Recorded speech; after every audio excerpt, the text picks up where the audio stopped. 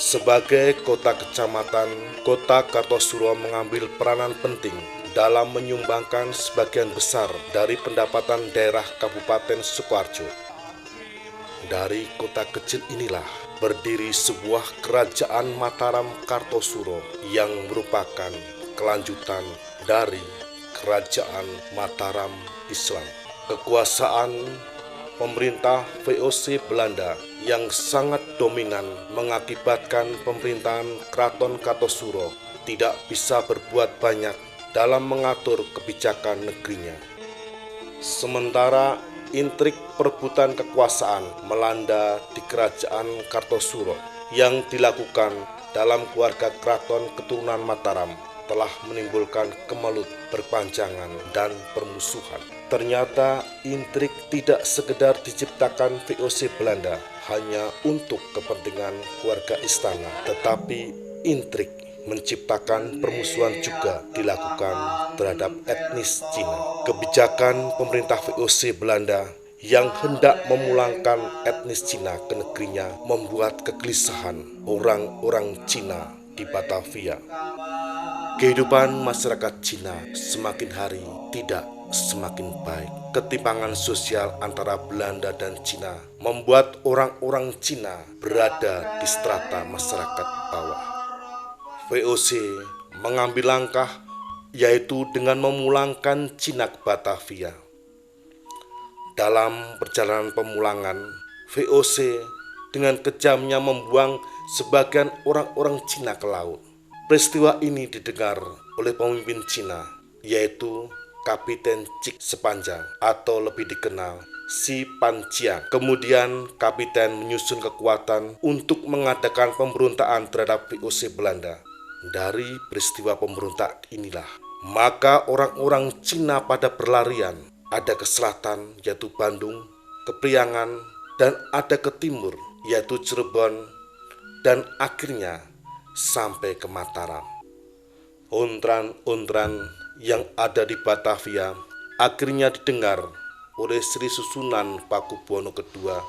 Pada saat itu, Sri Susunan Pakubuwono II mengumpulkan para adipati di seluruh kekuasaannya, dan Sri Susunan Pakubuwono II mengatakan bagaimana menyikapi permasalahan yang terjadi karena orang-orang Cina sudah sampai ke Mataram. Di satu sisi, Sri Susunan Pakubuwono II ingin lepas dari kungkungan VOC, tetapi di lain sisi, ia harus mengatasi pemberontakan Cina yang sudah sampai Mataram.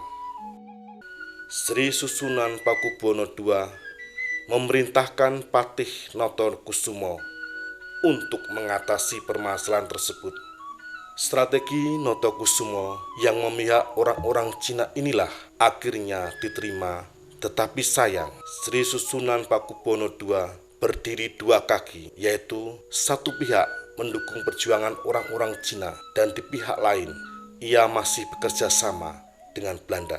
Sikap Sri Susunan Pakubuwono II di satu sisi dia ingin lepas dari Belanda, di lain sisi kalau ia memihak orang-orang Cina maka ia dimusuhi oleh kerabat istana yang pro Belanda. Oleh karena itu, Sri Susunan Pakubuwono II lebih cenderung pro Belanda.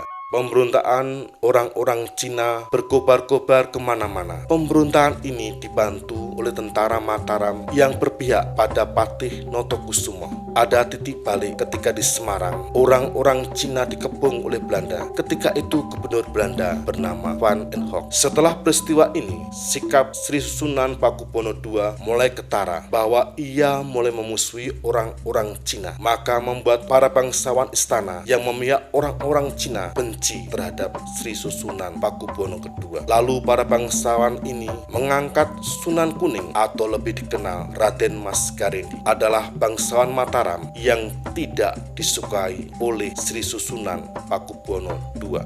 Peperangan antara pasukan Raden Mas Garendi dengan Sri Susunan Pakubuwono II terjadi. Pasukan Raden Mas Garendi akhirnya berhasil memasuki keraton dengan menjebol benteng Keraton Kartosuro. Menghadapi ancaman bahaya besar, maka Sri Susunan Pakubuwono II memerintahkan kerabat keraton dan para abdi dalam untuk segera lari lewat belakang keraton menuju Pacitan hingga Ponorogo. pasukan Raden Mas Garendi dapat menduduki dan menguasai keraton Kartosuro dengan bergelar Sunan Amangkurat Mas dari tahun 1743 sampai 1744. Akibat pemberontakan Cina ini, bangunan-bangunan fisik keraton mengalami kerusakan berat. Porak-poranda bangunan keraton Kartosuro mengakibatkan hancurnya kemegahan keraton Kartosuro yang telah dibangun oleh Amangkurat II. Apakah pemberontakan ini juga disertai penjarahan harta kekayaan keraton?